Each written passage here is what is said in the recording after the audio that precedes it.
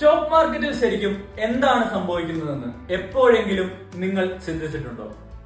സിമ്പിളായി പറഞ്ഞാൽ stock market എന്നത് കമ്പനികളുടെ ഷെയർസ് വാങ്ങാനും വിൽക്കാനും പറ്റുന്ന ഒരു മാർക്കറ്റാണ്. റിലയൻസ്, ഇൻഫോസിസ്, TCS ഇതൊക്കെ നമുക്ക് കേട്ടുപരിചയമുള്ള കമ്പനികളാണ്. ഈ കമ്പനികൾക്കൊക്കെ വളരുവാൻ എന്താണ് വേണ്ടത്?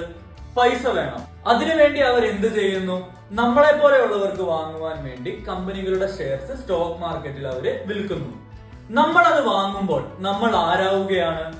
നമ്മൾ ആ കമ്പനിയുടെ ഒരു ഓണർ ആവുകയാണ്. കമ്പനി നല്ല രീതിയിൽ പെർഫോം ചെയ്താൽ അവിടെ എന്താണ് സംഭവിക്കുന്നത്? നമുക്ക് പ്രോഫിറ്റ് ലഭിക്കും. കമ്പനി സ്ട്രഗിൾ ചെയ്താലോ അതിനനുസരിച്ച് നമുക്ക് നഷ്ടം സംഭവിക്കും. നമ്മളെ പോലെയുള്ളവർ അപ്പോൾ എന്താണ് ശരിക്കും മനസ്സിലാക്കേണ്ടത്? ഏത് സ്റ്റോക്കിൽ എങ്ങനെ എപ്പോൾ ഇൻവെസ്റ്റ് ചെയ്യണം? നല്ല കമ്പനീസ് കണ്ടുപിടിക്കുക, റിസ്ക് മാനേജ് ചെയ്യുക, ഡിസിപ്ലിൻഡ് ആവുക. സ്റ്റോക്ക് മാർക്കറ്റിനെ പറ്റി കൂടുതൽ സിമ്പിളായി പഠിക്കുവാൻ ഫയർഫ്ലൈ ഫിനാൻഷ്യൽ അക്കാഡമിയെ ഫോളോ ചെയ്യുക.